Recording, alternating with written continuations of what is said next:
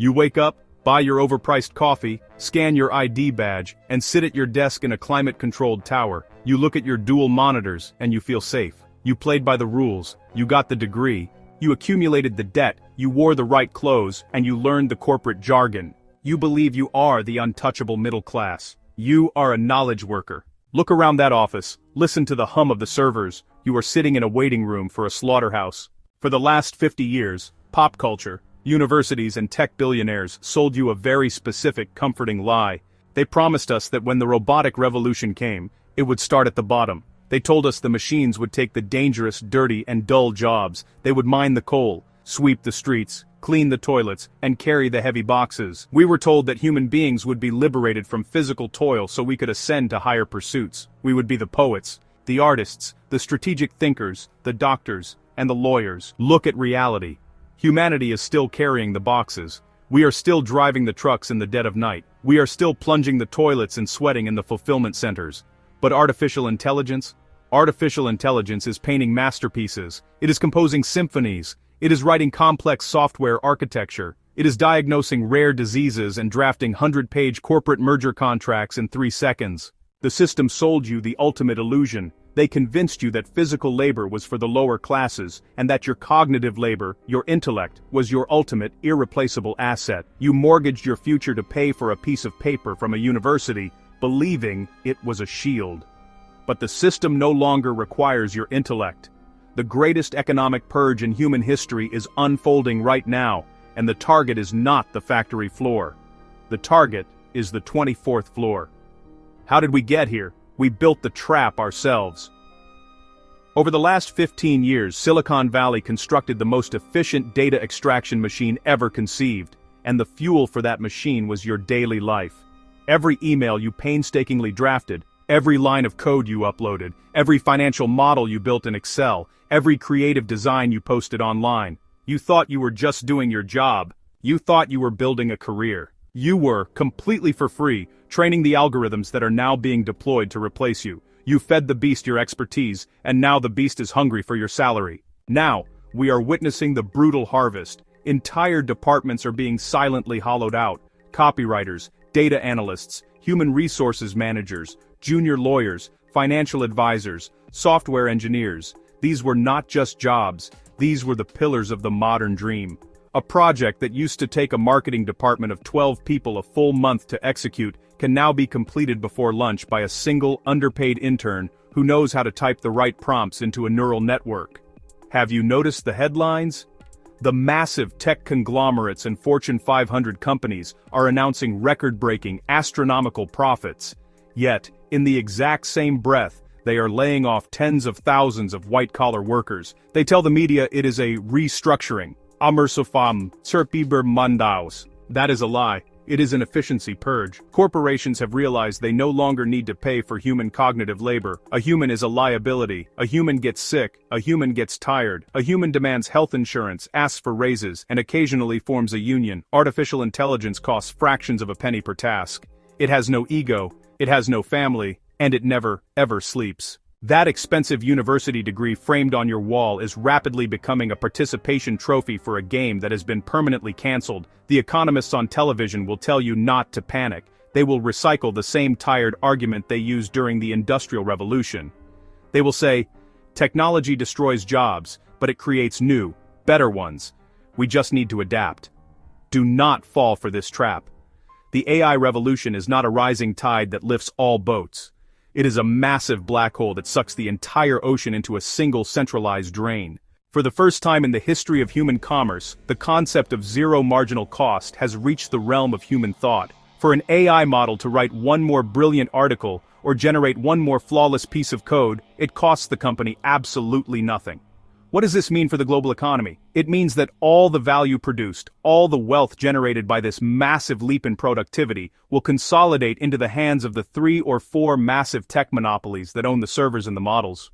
We are regressing into an era of high-tech neo-feudalism. In the Middle Ages, the elite owned the land, and the masses were desperate serfs allowed to work the dirt just to survive. Today, the land is made of data centers and proprietary algorithms. The tech billionaires are your new feudal lords. And you are a digital serf, owning nothing, generating free data to feed their machines.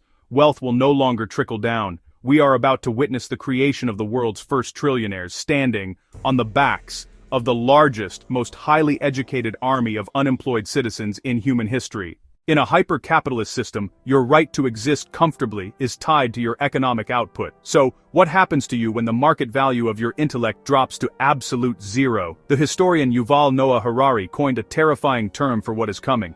He called it the useless class. In the 20th century, the system actually needed you. It needed the working class to assemble the cars, to fight in the trenches, and to buy the consumer goods. You had leverage because your labor was required to keep the machine running. But in a world where cognitive labor, and very soon physical labor through advanced robotics, is entirely automated, you lose all your leverage. You are no longer an exploited resource. You are entirely irrelevant. And history shows that being irrelevant is far more dangerous than being exploited. Right at this moment of absolute, crushing despair, the elite will step in and offer you salvation. They will present a Trojan horse wrapped in a humanitarian bow. They will call it universal basic income. They will tell you, do not worry, we understand the transition is hard. You don't have to work anymore. The government will provide you with a monthly stipend, just enough to keep you comfortable. It sounds like a utopia. It is, in fact, the most perfected, inescapable system of slavery ever designed. This universal basic income will not be handed to you in untraceable physical cash. It will be deposited into your mandatory digital wallet in the form of central bank digital currencies. And this money will be fully programmable. If you are a good, obedient citizen, you can take your monthly allowance, put on your virtual reality headset, order your processed synthetic food, and pacify yourself with endless digital entertainment. You will be comfortable.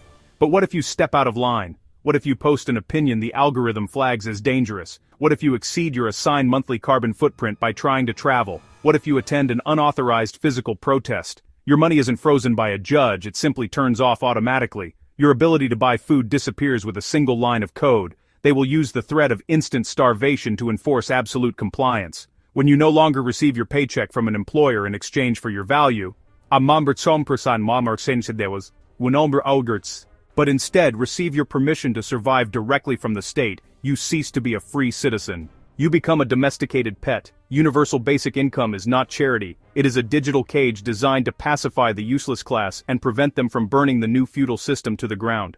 And beneath the terrifying economic reality lies an even darker psychological crisis. A crisis of meaning. This will shatter men in ways society is completely unprepared to handle. For thousands of years, a man's core value, his self-respect, his status in his family, his standing in his community, was built entirely on his ability to be a provider, to build things, to solve complex problems. Our identities are intrinsically tied to our utility. What do you do for a living? Is the first question we ask each other. When an algorithm takes your title, you don't just lose your income, you lose your reason for being.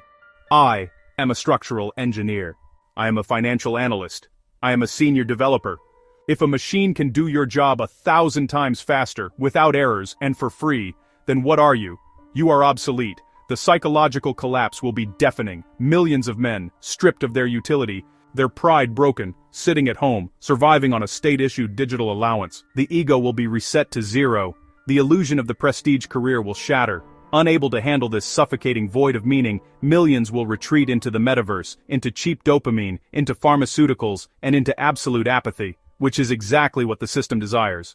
A quiet, numb, heavily medicated, and perfectly obedient underclass. The system is rigged. The game as you know it is over. The white-collar dream has been permanently deleted on the servers of Silicon Valley. So, how do you survive this apocalypse? How do you escape the useless class? You must stop playing their game. You cannot outcompute a supercomputer. You cannot outprocess a quantum algorithm. You have to flip the board entirely. You must return to physical reality. The pendulum is swinging back with violent force. Artificial intelligence cannot fix the plumbing in your house. It cannot wire a new electrical grid. It cannot pour concrete. It cannot repair an engine, and it cannot grow crops in the dirt.